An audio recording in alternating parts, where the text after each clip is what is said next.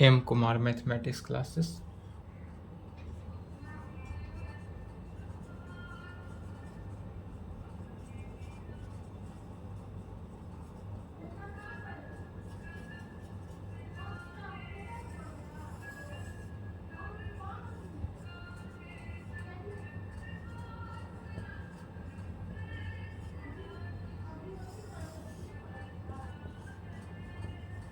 Lecture कितना हुआ आज? 6 क्लास 11। क्या चल रहा है? अलजेब्रा। अलजेब्रा में chapter second complex number and quadratic equation. Complex number and quadratic equation यही चल रहा है। तो जहाँ तक लिखे थे पिछला रिजल्ट क्या बताए थे? यदि z इज इक्वल टू हमारा कॉम्प्लेक्स नंबर जो है z is equal to a plus iota b के फॉर्म में हो। पिछला क्लास में जो बताए थे वह क्या चला था? z का पूर्णांक अर्थात argument of z। Argument of z अभी पूरा नहीं हुआ था, टॉपिक डाले थे आर्गुमेंट ऑफ z, यही था argument of z। Argument of z को शॉर्टकट में ARG argument of bracket z इस प्रकार से लिखते हैं। यदि आर्गुमेंट ऑफ z पूरा ना लिखकर या भी लिखेंगे तो भी चलेगा, या इसी को आर्गुमेंट ऑफ z को किस नाम से जानते हैं? एम्पलीट्यूड ऑफ z से, amplitude of z। Argument of z को एम्पलीट्यूड ऑफ z भी कहते हैं। एम्पलीट्यूड ऑफ z को या AMP एम्पलीट्यूड ऑफ z इस प्रकार से भी लिखते हैं। तो इसमें हमने कहाँ कहाँ देखा था? तो z इज इक्वल टू यदि 1 प्लस रूट अंडर 3 आयोटा हो, z is equal to 1 plus root under 3 iota हो, तब इस कंडीशन में आर्गुमेंट ऑफ z क्या निकला था? तो π/3। आर्गुमेंट ऑफ z π/3 निकला था। यदि हमारे पास z कॉम्प्लेक्स नंबर क्या था? -1 प्लस रूट अंडर 3 आयोटा, तब इस कंडीशन में आर्गुमेंट ऑफ z कितना निकला था? 2π/3। आर्गुमेंट ऑफ z निकला था हमारे पास 2π/3। यही हमारे पास यदि z कॉम्प्लेक्स नंबर क्या था? -1 minus root under 3 iota this implied, तब उस कंडीशन में आर्गुमेंट ऑफ z क्या निकला था? तब आर्गुमेंट ऑफ z निकला था 4π/3 and z is equal to 1 minus root under 3 iota था। 1 minus root under 3 iota this implied, इस कंडीशन में आर्गुमेंट ऑफ z जो निकला था वह हमारे पास टर्म क्या निकला था? 5π/3। यदि z इज इक्वल टू दोनों के दोनों प्लस था तो यह किस क्वाड्रेंट में था? फर्स्ट क्वाड्रेंट में, फर्स्ट क्वाड्रेंट में था। और z इज इक्वल टू पहला टर्म निगेटिव दूसरा टर्म पॉजिटिव, तो यह क्या था? Second quadrant. यह जो था दोनों term negative, third quadrant, third quadrant. और पहला टर्म पॉजिटिव दूसरा टर्म निगेटिव, फोर्थ क्वाड्रेंट। तो यह सब यहाँ तक हो चुका था पिछले लेक्चर में। अब इसी पॉइंट से, इसी को मेथड से कल के क्लास में निकाले थे। अब मेथड से नहीं, अब ट्रिक से डायरेक्टली कैसे निकालेंगे? यदि डायरेक्टली हमारे पास दे दिया जाए तो डायरेक्टली हम आर्गुमेंट कैसे निकालेंगे? हिंदी कहते हैं जेड का पूर्णांक। यदि कहा जाए जेड का पूर्णांक तो डायरेक्ट कैसे निकालेंगे? थ्योरेटिकल तो समझ गए थे कल की क्लास में कि किस तरह से थ्योरेटिकल निकाल सकते हैं, बट डायरेक्टली अगर निकालना हो तो कैसे निकालेंगे? तो इसको देखते हैं।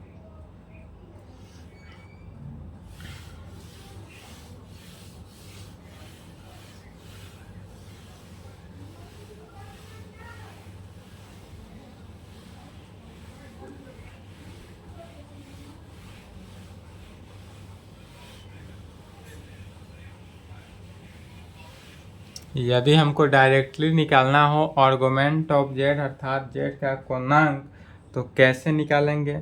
तो इसके लिए सबसे पहले संख्या रेखा ग्राफिकली समझते हैं। यदि ग्राफ को समझ लिए तो ऑल का निकल जाएगा, इसलिए क्या करेंगे, ग्राफ को ध्यान से समझेंगे। यह जो जा रहा है आर्गुमेंट ऑफ जेड किस कंडीशन में है, 0 degree. Argument of Z 0 degree पे है। यह हुआ argument of Z, argument of Z 90 degree. 90 degree को रेडियन में कितना कहेंगे, π/2 में। यह हुआ argument of Z 180 degree, 180 degree अर्थात पाई में। और यह क्या हुआ, argument of Z is equal to 270 degree. 270 degree को रेडियन में क्या कहते हैं, 3π/2 में, 3π/2 के कंडीशन में। तो इस तरह से यदि हमारे पास ग्राफ हो, यह एक्स एक्सिस हॉरिजॉन्टली लाइन को क्या कहते हैं, 1 2 3 4, वाई एक्सिस को -1 -2 -3 -4। वर्टिकली वाई एक्सिस जो है उसको 1 तो कहेंगे, साथ साथ आयोटा देंगे, तो 1 आयोटा क्या कहेंगे, 1 आयोटा, 2 आयोटा, 3 आयोटा, 4 आयोटा। नीचे यह तो ओरिजिन है, नीचे कितना आएगा, minus iota, -2 iota, -3 iota, -4। Graph always इसी प्रकार से बनता है। ग्राफ को देख लेना, यदि हॉरिजॉन्टल हो, एक्स एक्सिस के अलॉन्ग हो तो क्या कहेंगे, 1 2 3 या -1 2 3। वर्टिकली हो, वाई एक्सिस के अलॉन्ग हो तो आयोटा क्या लगता है, आयोटा से मल्टीप्लाई होता है, तो 1 आयोटा, 2 आयोटा, 3 आयोटा, या माइनस आयोटा, -2 आयोटा, -3 आयोटा के कंडीशन में चलता है। इस प्रकार से होगा, इसको नोट पॉइंट में लिखना है।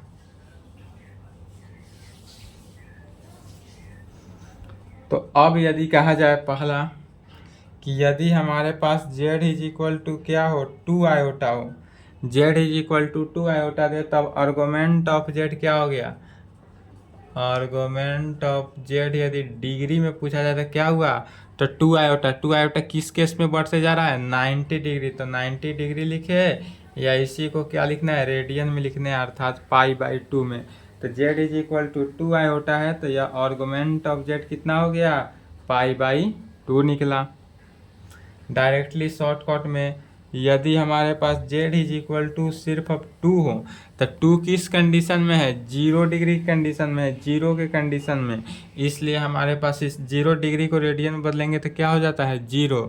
इसलिए आर्गुमेंट ऑफ जेड यदि कहा जाए, आर्गुमेंट ऑफ जेड कितना हो गया, 0 डिग्री। चूंकि 2 जो है वह 0 डिग्री के है, तो 0 डिग्री को रेडियन में क्या कहेंगे, 0।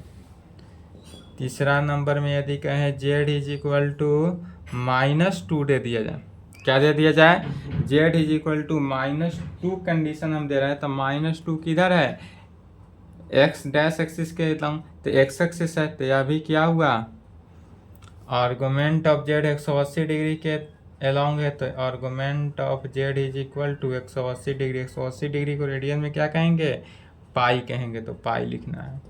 यही यदि z is equal to -2 iota दे दें, क्या दे दें, -2 आयोटा दे दें, तो -2 आयोटा किधर है, 270 डिग्री के अलॉन्ग है। -2 आयोटा किस पे है, 270 पे है, इसलिए आर्गुमेंट ऑफ जेड जो कहेंगे वह 270 डिग्री। इसको रेडियन में, ऑलवेज रेडियन में लिखना है, 3π/2 के कंडीशन में, ऑलवेज रेडियन के केस में। पांचवा, यदि जेड इज इक्वल टू, मान लेते हैं -2 आयोटा पर तो दे दिए, -3 आयोटा दे, जेड इज इक्वल टू क्या दे दे, -3 आयोटा दे, तब भी उसी कंडीशन में क्या कहेंगे, आर्गुमेंट ऑफ जेड क्या है, -3 आयोटा। -3 आयोटा किधर है, तो 0 से चूंकि बढ़ते हुए 270 पर आ रहा है, इसलिए यह भी 270 डिग्री के ही लॉन्ग हुआ, अर्थात 3π/2 हुआ। तो जहाँ मिले आपको 1 2 3 4 डॉट डॉट डॉट इन्फिनिटी तक मिले, तो वह उसका रेडियन आर्गुमेंट ऑफ जेड कितना हो गया, जेड का कोणांक 0 होगा। यदि -1 -2 -3 -4 डॉट डॉट डॉट माइनस कहाँ तक, इन्फिनिटी तक जा रहा है, तो अब उस कंडीशन के आर्गुमेंट ऑफ जेड कितना होगा, ऑलवेज पाई होगा, यही याद रखना है। यदि -2 plus -2 -3 -4 -5 -6 dot dot dot infinity तक जाएगा, तो उसका आर्गुमेंट ऑफ जेड क्या होगा, जेड का कोणांक π/2 हो जाएगा। और यही यदि दे दे -i -2 -3 -4 -5 -6 dot dot dot infinity iota तक जाएगा, तो उसका आर्गुमेंट ऑफ जेड, जेड का कोणांक क्या हो जाएगा, 3π/2 हो जाएगा। एंसो क्या होगा, डॉट डॉट डॉट बढ़ते चला जाएगा, किसी भी कंडीशन का निकाल सकते हैं। और एक और ले लेंगे 6ठा नंबर, यदि जेड इज इक्वल टू हमारे पास 0 हो, जेड क्या हो, 0 हो, माने ओरिजिन पर हो, तो जेड जब ओरिजिन पर होता है तो इसका आर्गुमेंट ऑफ जेड यदि निकालना कहे तो क्या निकलता है, अनडिफाइंड होता है, इसका अपरिभाषित होता है, यह नहीं निकलता है। चलिए यहाँ तक लिखेंगे, यह नोट यहाँ तक लिखेंगे। यह कल के क्लास में नहीं बताए थे क्योंकि समय कम था। यहाँ तक लिखे, इसके आगे देखते हैं।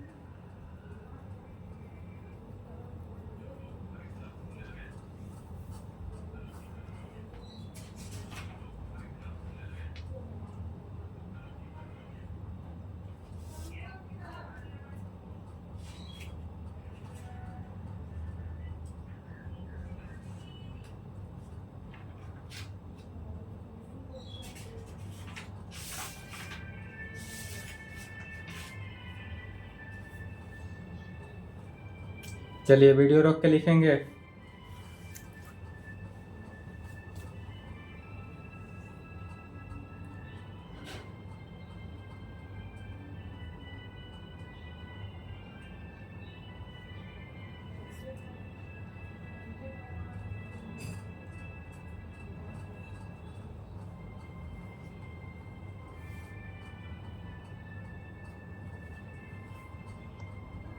चलिए यहाँ तक लिख लिया, नहीं लिखे तो वीडियो रोक लेंगे।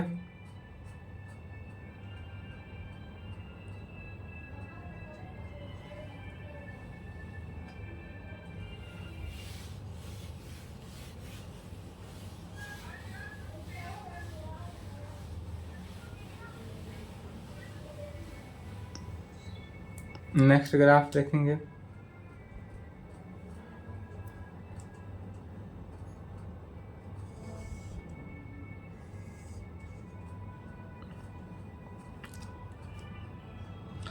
फर्स्ट क्वाड्रेंट में क्या होगा, पॉजिटिव पॉजिटिव होगा।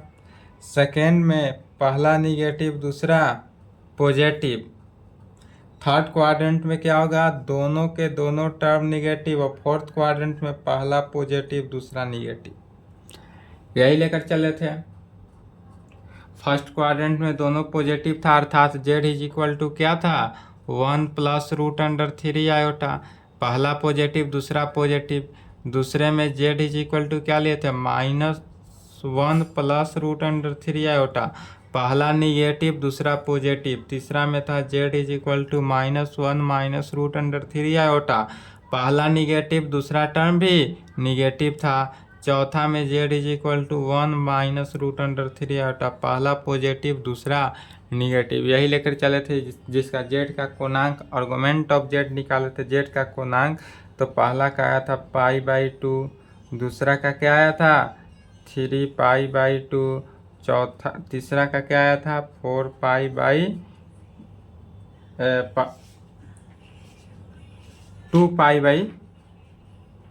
2π/3। जेड इज इक्वल टू क्या लेकर चले थे, -1, तो यह आया था 2π/3, 2π/3। और इसका आया था 4π/3,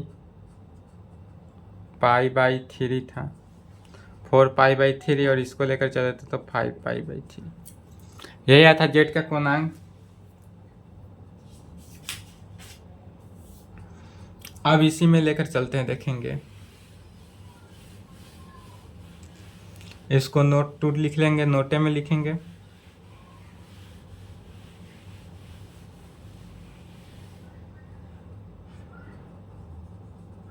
नोट 2 सेकेंड नोट है, इफ यदि हम z इज इक्वल टू क्या लेते हैं, कम्प्लेक्स नंबर यदि हमारे पास हो a प्लस आयोटा b के फॉर्म में, क्या हो, यदि हमारे पास complex number z is equal to a plus iota b के फॉर्म में है, जहाँ पर क्या होगा, a का वैल्यू कुछ होगा, अभी ज्ञात नहीं है, a का वैल्यू क्या होगा, डॉट डॉट यहाँ से कुछ दिया रहेगा क्वेश्चन में, एंड b का वैल्यू भी क्या रहेगा, गिवन रहेगा।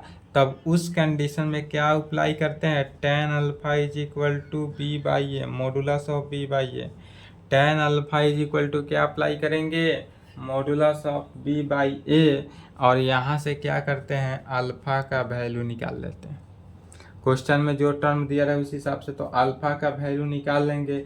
अल्फा का वैल्यू जहाँ निकल जाएगा वहाँ पर कहेंगे जेड लाइज इन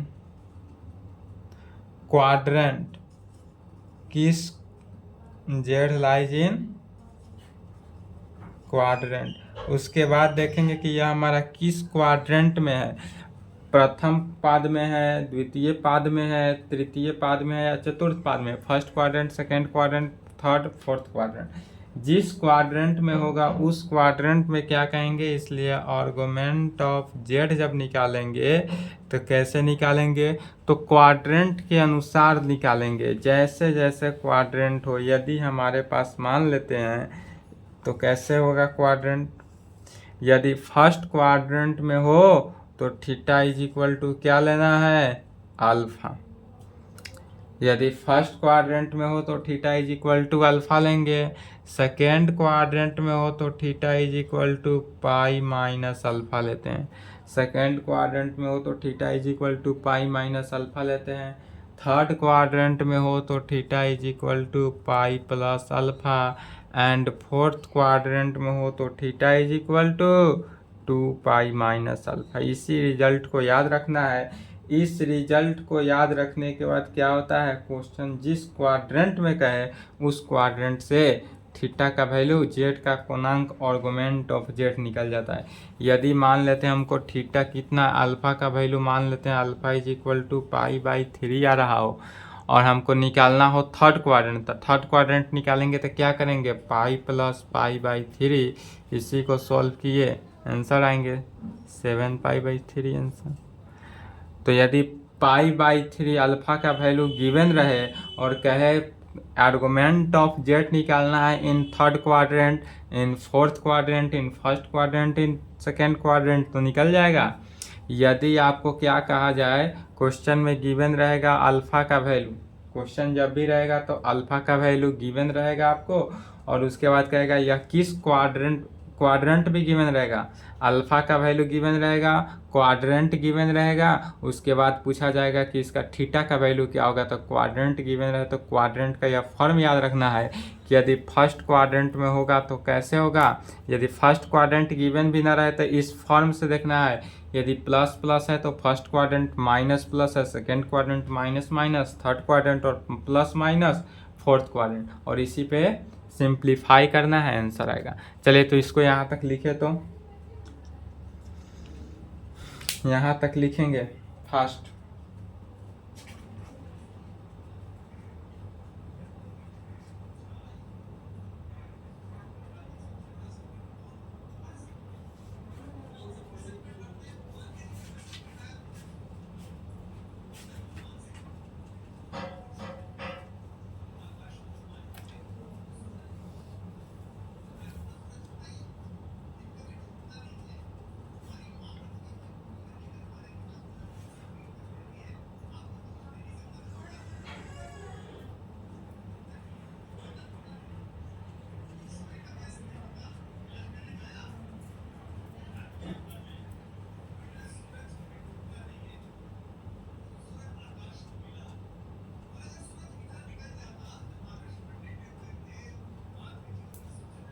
चलिए लिख लिए।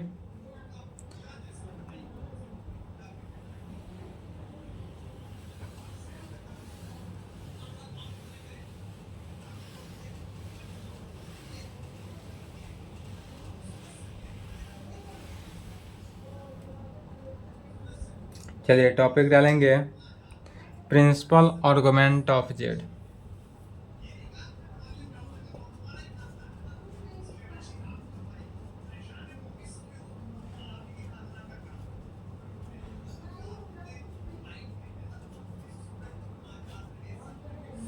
क्या कहेंगे? Principal argument of Z. Principal argument of Z को शॉर्टकट में कैसे लिखेंगे? तो principal argument of Z, principal argument of Z को शॉर्टकट में इस प्रकार से लिखेंगे, हिंदी में कहेंगे जेड का प्रधान कोण। अब यदि जेड का प्रधान कोण पूछे अर्थात प्रिंसिपल ऑफ और प्रिंसिपल आर्गुमेंट ऑफ जेड कहे, तब कैसे निकालेंगे? अब क्या निकालना है? Principle of argument of Z यदि कहे तो कैसे निकालते हैं सो समझेंगे। सबसे पहले ग्राफ, यदि प्लस प्लस हो तो फर्स्ट क्वाड्रेंट, माइनस प्लस हो सेकेंड क्वाड्रेंट, माइनस माइनस हो थर्ड क्वाड्रेंट, फिर प्लस माइनस हो फोर्थ क्वाड्रेंट। यह याद ऑलवेज रख लेंगे, plus plus first quadrant, minus plus second quadrant, minus minus third quadrant, plus minus fourth quadrant. If यदि हमारे पास z is equal to A plus iota B का फॉर्म होना चाहिए, ए प्लस आयोटा बी।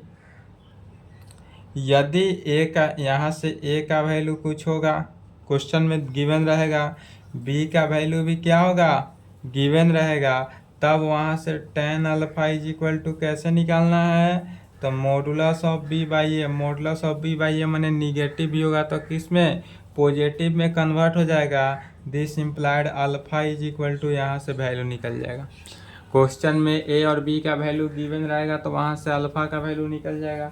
अल्फा का value जैसे निकल जाएगा तब क्या कहेंगे? देखेंगे कि जेड लाइज इन क्वाड्रेंट। जेड किस क्वाड्रेंट में है उसी को देखना होता है। यदि जेड जिस क्वाड्रेंट में हो तब कहेंगे प्रिंसिपल ऑफ, तब क्या निकालना है? Principal argument of Z is equal to theta. Principal argument of Z is equal to क्या निकलेगा? थीटा। अब यह थीटा का वैल्यू कैसे निकलेगा? तो क्वाड्रेंट चेंज होगा, फर्स्ट क्वाड्रेंट में होगा तो अलग होगा वैल्यू, सेकेंड क्वाड्रेंट में, थर्ड क्वाड्रेंट में एंड फोर्थ क्वाड्रेंट में, चारों क्वाड्रेंट में प्रिंसिपल आर्गुमेंट का वैल्यू क्या होगा? चेंज होगा। क्या होगा? यदि फर्स्ट क्वाड्रेंट में क्वेश्चन में कहे तब प्रिंसिपल आर्गुमेंट ऑफ जेड या फर्स्ट क्वाड्रेंट जो है थीटा जो है अल्फा के इक्वल हो जाएगा। यदि कहा जाए कि हमारा फर्स्ट क्वाड्रेंट है, Z lies in first quadrant, तब theta is equal to, theta theta जगह पर क्या करेंगे? अल्फा का जो वैल्यू निकलेगा वही आंसर हो गया। यही यदि सेकेंड क्वाड्रेंट में कहें तो सेकेंड क्वाड्रेंट में थीटा इज इक्वल टू हो जाता है pi minus alpha. Second quadrant में क्या होता है? Theta is equal to pi minus alpha के केस में। यही यदि थर्ड क्वाड्रेंट का है, Z lies in third quadrant, तो थर्ड क्वाड्रेंट में थीटा बराबर हो जाता है अल्फा माइनस पाई।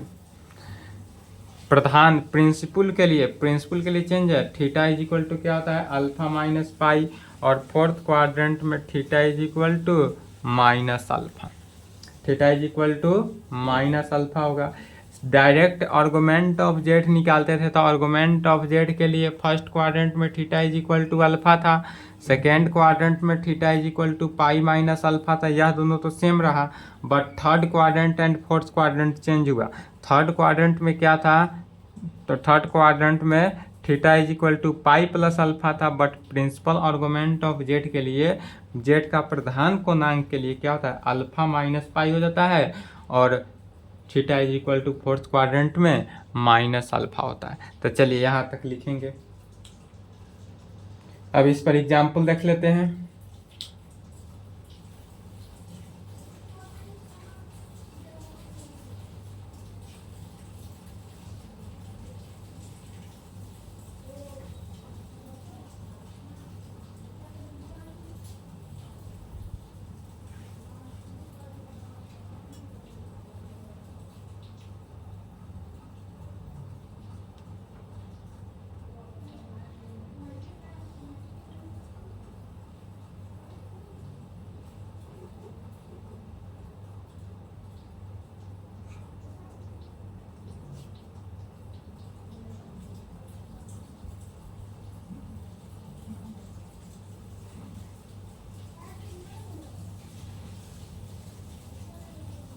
चलिए लिख लिए, नहीं लिखे तो वीडियो रोक लेंगे।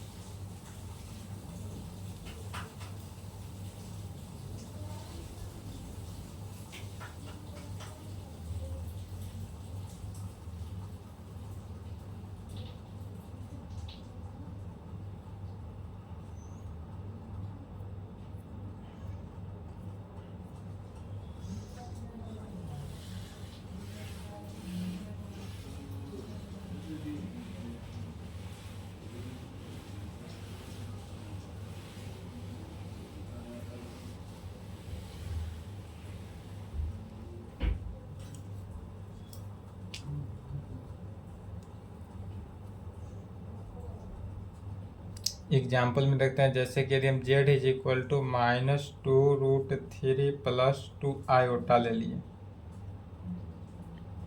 क्या ले लिए? -2√3 + 2 आयोटा। तो पहला टर्म निगेटिव, दूसरा टर्म पॉजिटिव। किस क्वाड्रेंट? Second quadrant. समझना है, डायरेक्ट लिख लेना है in second quadrant. Second quadrant में कैसे है समझे? तो पहला टर्म निगेटिव, यहाँ पर देखेंगे फर्स्ट क्वाड्रेंट में होगा कब? जब दूसरे दोनों टर्म पॉजिटिव हो। सेकेंड क्वाड्रेंट में पहला टर्म निगेटिव, दूसरा टर्म पॉजिटिव। थर्ड क्वाड्रेंट में दोनों टर्म निगेटिव, और फोर्थ क्वाड्रेंट में पहला टर्म पॉजिटिव, दूसरा टर्म निगेटिव। तो यह पहला टर्म निगेटिव है, दूसरा टर्म पॉजिटिव है, अर्थात यह थीटा किस क्वाड्रेंट में है? तो सेकेंड क्वाड्रेंट में। तो यहाँ से देखेंगे कि ए का वैल्यू क्या निकला हुआ है? -2√3। एंड बी का वैल्यू भी गिवन है 2। ए का वैल्यू इतना, बी का वैल्यू इतना है, इसलिए क्या निकालेंगे? tan अल्फा का। tan अल्फा का वैल्यू कैसे निकालते हैं? मॉडुलस ऑफ बी बाई ए में। तो मॉडुलस ऑफ बी बाई अर्थात मॉडुलस ऑफ बी का वैल्यू 2 डिवाइडेड बाई -2√3। 2 से 2 कैंसिल, क्या बचा? Modulus of -1/√3। और चूंकि मॉडुलस लगा हुआ है, इसलिए tan अल्फा का वैल्यू क्या हुआ? 1/√3। और 1/√3 किसका वैल्यू होता है? tan 30 डिग्री का। tan 30 डिग्री को क्या कहते हैं? tan π/6। क्या कहेंगे? π/6। ऑलवेज रेडियन में लिखना है। तो यहाँ से क्या निकलता है कि tan alpha is equal to tan π/6 में। tan अल्फा जो है tan π/6 में निकलता है। दिस इम्प्लाइड अल्फा का वैल्यू कितना निकला? π/6। अब अल्फा का वैल्यू यहाँ से π/ हमारे पास कितना निकला? 6 निकला। अब देखते हैं, आर्गुमेंट ऑफ जेड नहीं निकालना है, यहाँ पर क्या निकालना है? Principal argument of Z. तो प्रिंसिपल आर्गुमेंट ऑफ जेड के लिए पहला एंगल में थीटा इज इक्वल टू क्या होता है? अल्फा होता है। दूसरे क्वाड्रेंट में हो तो थीटा इज इक्वल टू π-अल्फा होता है। तीसरे कंडीशन में theta is equal to alpha minus pi होता है। और चौथा क्वाड्रेंट में थीटा इज इक्वल टू क्या होता है? माइनस अल्फा होता है। तो हमारे पास थीटा चूंकि किस क्वाड्रेंट में? सेकेंड क्वाड्रेंट में है, इसलिए कहेंगे चूंकि Z lies in second quadrant. Z हमारे पास किस क्वाड्रेंट में है? सेकेंड क्वाड्रेंट में है, इसलिए दिस इम्प्लाइड और प्रिंसिपल आर्गुमेंट ऑफ लिखना है। Principal argument of Z is equal to, तो प्रिंसिपल आर्गुमेंट ऑफ जेड क्या हुआ? π-अल्फा, अर्थात π-π/6। अल्फा का वैल्यू क्या हुआ? π/6 निकला हुआ है, तो π/6 लिखेंगे। π-π/6, इसी को सॉल्व किए क्या हुआ? 5π/6 आंसर। यही हमारा आंसर हुआ 5π/6। तो इस प्रकार से कहीं भी कोई भी रख के चेक कर लेंगे। चलिए यहाँ तक लिखें। इस एंगल से प्रिंसिपल आर्गुमेंट ऑफ जेड निकल जाता है। यदि कोई भी एंगल दे दिया जाए, कॉम्प्लेक्स नंबर दे दिया जाए, पूछा जाए प्रिंसिपल आर्गुमेंट ऑफ जेड अर्थात जेड का प्रधान कोण, तो निकाल सकते हैं। चलिए यहाँ तक फास्टली लिखें। अब देखते हैं प्रिंसिपल आर्गुमेंट ऑफ जेड का रेंज क्या होता है।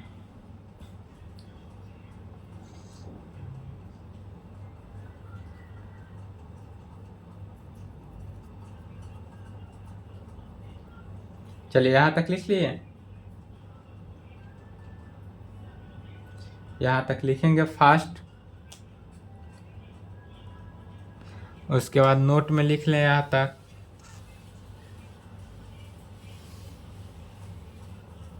यहाँ लिख लें नीचे तक, उसके बाद लिखना है। नोट में लिखेंगे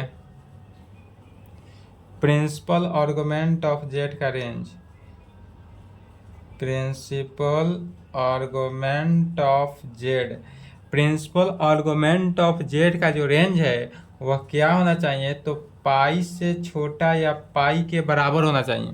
प्रिंसिपल आर्गुमेंट ऑफ जेड का रेंज जो है वह पाई से क्या होगा, छोटा होगा, या पाई के इक्वल होगा, या माइनस पाई से बड़ा होगा, या क्या होगा, तो माइनस पाई से बड़ा होगा। यही प्रिंसिपल आर्गुमेंट ऑफ जेड का रेंज हुआ। तो चलिए यहाँ तक लिख लेंगे और आज की क्लास को यहीं पे समाप्त करते हैं। इसके आगे नेक्स्ट क्लास मिलेगा, ठीक है। यहाँ तक कंप्लीट लिख लेंगे। Principal argument of Z all problem में निकाल लेंगे, चारों क्वाड्रेंट में किस पे Z is equal to 1 plus root under 3 iota पर निकाल लेंगे, Z is equal to -1 plus root under 3 iota पर निकालेंगे, Z is equal to -1 minus root under 3 iota पर निकालेंगे, and Z is equal to 1 minus root under 3 iota. चारों complex, चारों quadrant में प्रिंसिपल आर्गुमेंट ऑफ जेड आप खुद से निकालेंगे, ठीक है। तो चलिए यहाँ तक लिख लिया। आज की क्लास को यहीं पे समाप्त करते हैं, इसके आगे पुनः नेक्स्ट क्लास।